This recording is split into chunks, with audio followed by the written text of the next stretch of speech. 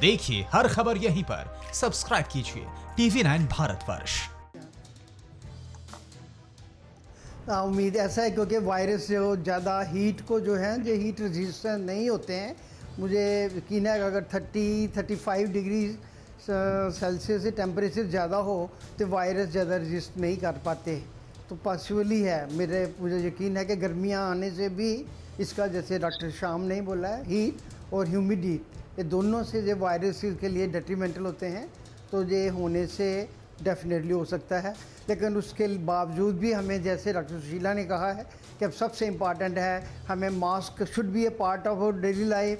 इकट्ठे distancing is very important. समय आने तक बहुत मुझे पूरा यकीन है, कुछ भी कोई कहे इस साल के एंड तक कि हमें सारा कुछ ही करना पड़ेगा कि मास्क के साथ ही लोगों को नज़र आना पड़ेगा, इकट्ठे नहीं होना पड़ेगा। मॉल्स वगैरह, रेस्टोरेंट्स वगैरह जहाँ सब लोग इतने इकट्ठे होते हैं वो नहीं होना चाहिए, ना ही होना बिल्कुल करना पड़ेगा ये, ताकि वरना ये द्वारा री इमरजेंस ऑफ वायरसेस हो जाता है और जो could be very very bad in time. तो ये करना बहुत ज़रूरी है, हमें जो भी है ये करना। Point noted sir, point noted. मैं क्विकली, क्योंकि सर मैं बहुत क्विकली सबसे रिएक्शन लूंगा सर। डॉक्टर दीपक आचार्य, पॉइंट नोटेड सर। मतलब कि गर्मी में आप कह रहे हैं इसका असर पड़ेगा, मैं चाहूंगा इसको जरूर बीच बीच में टाइप करते रहे आप, हमारी जो टीम है। डॉक्टर दीपक आचार्य, क्या सेकेंड वेव इस वायरस की आती दिखाई देती है आपको? बहुत क्विकली मुझे बताइए।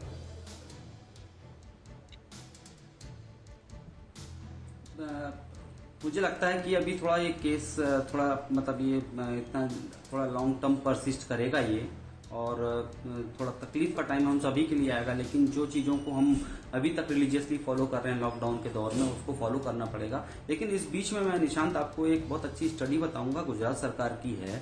इन्होंने करीबन 6,500 जो एसिम्टोमेटिक केसेस थे, इन लोगों के ऊपर में अल्टरनेटिव मेडिसिन, खासतौर पे आयुर्वेदा और होम्योपैथी के, जो प्रधानमंत्री जी ने जो काढ़े वगैरह की बात की थी, वो मेडिसिन दिए यहाँ पर। और सारे के सारे केसेस जो क्वारंटाइन थे, वो सारे के सारे केसेस नेगेटिव आए यहाँ। Hold it sir, hold it. Doctor Deepak Acharya इस वक्त एक बड़ी खबर बता रहे। सर आई एम सॉरी, मैं बहुत एक्साइटेड हूं, मैं कंट्रोल नहीं कर पाता हूं ऐसी चीजों में अपना एक्साइटमेंट। डॉक्टर दीपक आचार्य, आप इतनी बड़ी खबर इतनी शांति से कैसे बता सकते हैं? ऑल्टरनेट मेडिसिन की आप बात कर रहे हैं, मैं चाहूंगा हर कोई ध्यान से सुने।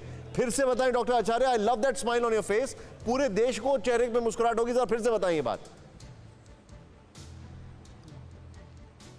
लगभग 6,500 उससे ज्यादा केसेस जो एसिम्टोमेटिक थे, जो क्वारंटाइन थे, गुजरात सरकार ने उनको, जिसमें से 5,500 पेशेंट्स को आयुर्वेदिक मेडिसिन और 1,500 से ऊपर 1,200 कुछ पेशेंट्स को होम्योपैथिक मेडिसिन दी, और सारे के सारे केसेस नेगेटिव निकले हैं, किसी में भी पॉजिटिव सिम्टम नहीं मिला है। ये ऑफिशियल रिपोर्ट जो मैंने देखी है, सुनी है, ये हाल ही में गुजरात में ऐसा मतलब आयुर्वेद और होम्योपैथ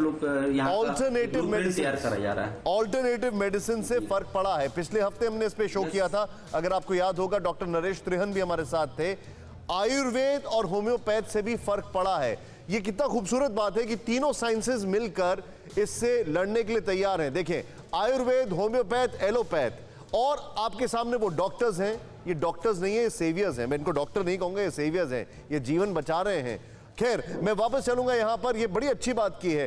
डॉक्टर अग्रवाल, आपसे लास्ट नोट जरूर लूंगा मैं, प्लीज मेरे साथ आप बने रहिए। अनिल जी, सेकेंड वेव की हमने बात कर ली, सबकी बात कर ली, लेकिन अभी तक हम जैसे जा रहे हैं, क्या आपको लगता है जैसे भारत जा रहा है, प्लस अलग अलग थेरेपी मिलाकर 31 जुलाई तक सब सही हो जाएगा?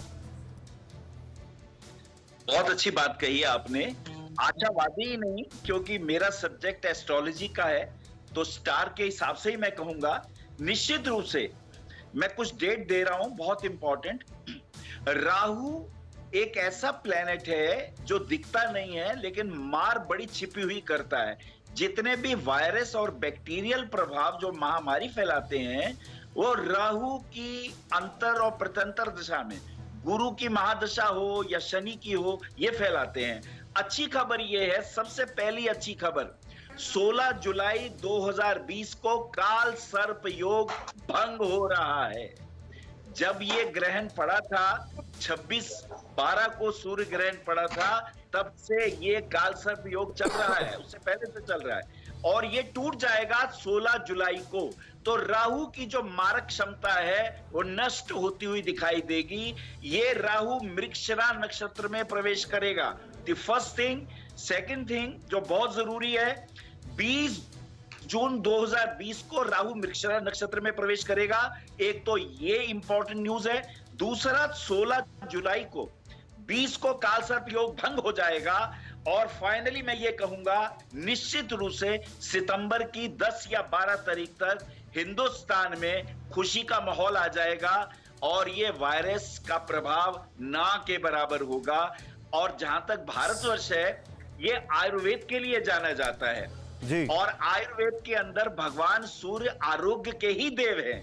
अगर हम हर रविवार को या रोज ही मात्र गायत्री मंत्र का पाठ करें और गायत्री मंत्र का पाठ करके अगर हवन सामग्री से हवन करें और प्रार्थना करें, असल में वायरस कम मार रहा है, वायरस का डर ज्यादा मार रहा है। बड़ी बात की सर आपने। मैं अपने दर्शकों को यहाँ पर एक चीज बताना चाहूंगा सर, मैं दर्शकों को बताना चाहूंगा, संडे को एक शो किया TV9 भारतवर्ष ने।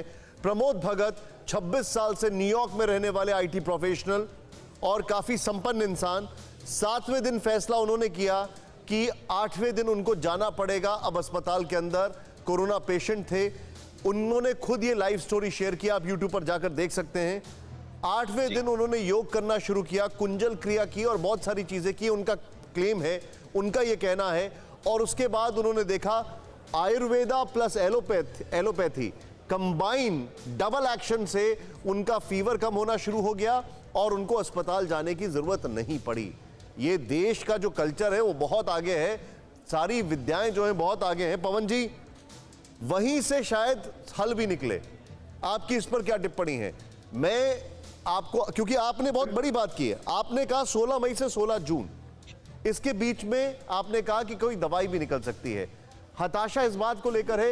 एक डॉक्टर हमारे सामने वो बैठी हुई हैं जिन्होंने ट्रीट किया मल्टीपल कॉम्बिनेशन से, जिसको नरेश त्रिहन जी ने कहा था रीपर्पसिंग ऑफ मेडिसिन, जो मैम ने भी यही बात कही थी मुझे। डॉक्टर अग्रवाल हमारे साथ बैठे हैं, उनका ये कहना है कि प्लाज्मा थेरेपी से फर्क पड़ेगा, लेकिन बहुत जबरदस्त, आप ये मत माने कि सभी कुछ बदल जाएगा। तो ये समाधान निकलेगा कहां से पवन जी, बहुत संक्षेप में? फिक्र आपकी, सोमवार से शुक्रवार रात 9 बजे सिर्फ TV9 भारतवर्ष पर।